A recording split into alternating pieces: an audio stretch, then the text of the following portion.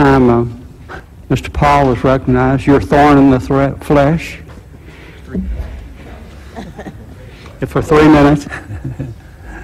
Thank you, Mr. Chairman, and welcome, Chairman Bernanke.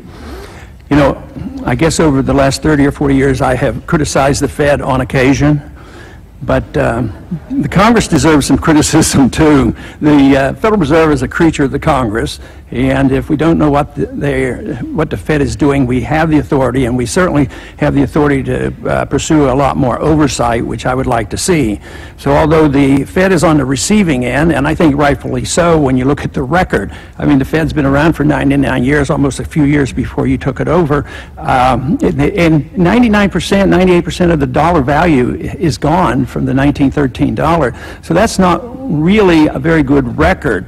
And I think what we're witnessing today is the end stages of a grand experiment, a philosophic experiment on total fiat money. Yes, they've been debasing currencies for hundreds, if not thousands of years, and they always end badly. They always return to market-based money, which is commodity money, gold and silver. But this experiment is something different than we've ever had before, and it started in 1971, where we were actually given an opportunity in many ways to be the issuer of the fiat currency, and we had way too many benefits from that than people realized. But it's gone on for 40 years, and people keep arguing from the other side of this argument that it's working, it's doing well, and yet from my viewpoint and the viewpoint of the free market economists, all it's doing is building a bigger and bigger bubble. And the free market economists were the ones who predicted the NASDAQ bubble, the housing bubbles, but we never hear from the Keynesian liberal economists and the central bankers and saying, watch out, there's a bubble out there, there's too much credit, too many problems there, there's a housing bubble, we have to deal with it. Usually we get reassurance from the Fed on that. But I believe there's a logical reason for this, because the Federal Reserve is given a responsibility to protect the value of the dollar. That's what stable prices are all about. But we don't even have a definition of a dollar. You know, we ask about the definition of a dollar, and I say, oh, it's whatever it's buy. Well, every single day it buys less than the next day, and to me it's sort of like building an economy and having economic planning like a builder had a yardstick that changed its value every single day. I mean, just think of the kind of a building we have. This is why we have this imbalance in our economic system.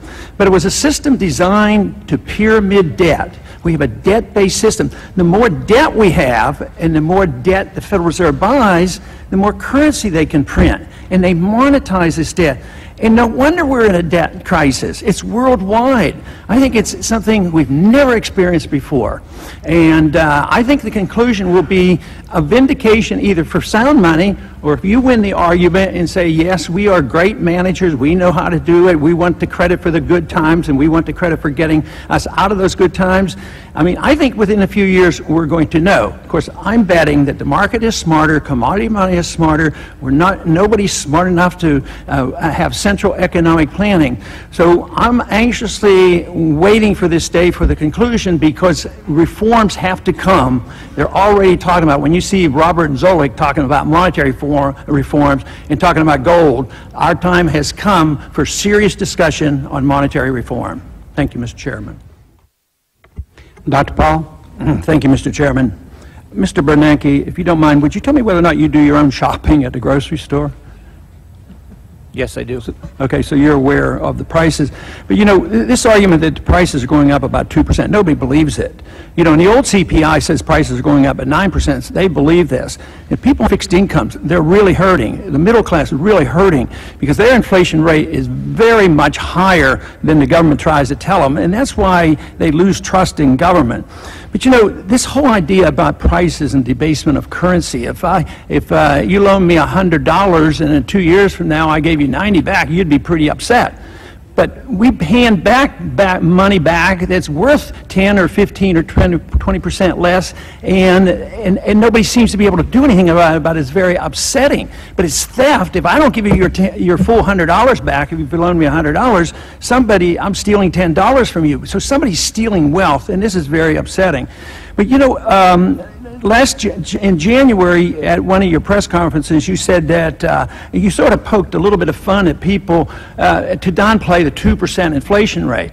But if you say it's 2 and I say it's 9, it's compromised for the sake of argument that it's 5%.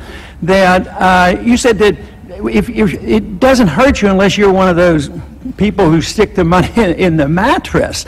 But where are you going to put it? Are you going to put it in a CD and not make any money at all? So this doesn't make any sense. It doesn't encourage the savings, and it just discourages people.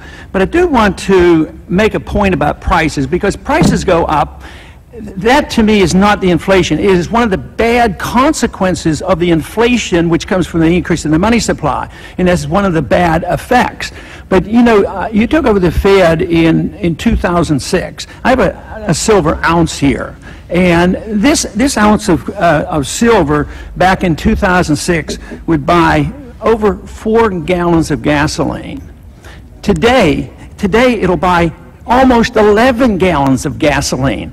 That's preservation of value, and that's what the market has always said should be money. Money comes into effect in a natural way, not in an edict, not by fiat, by governments declaring it is money. But why is it that we can't consider, you know, the two of us, an option? You love paper money. I think money should be honest, constitutional, it's still on the books, gold and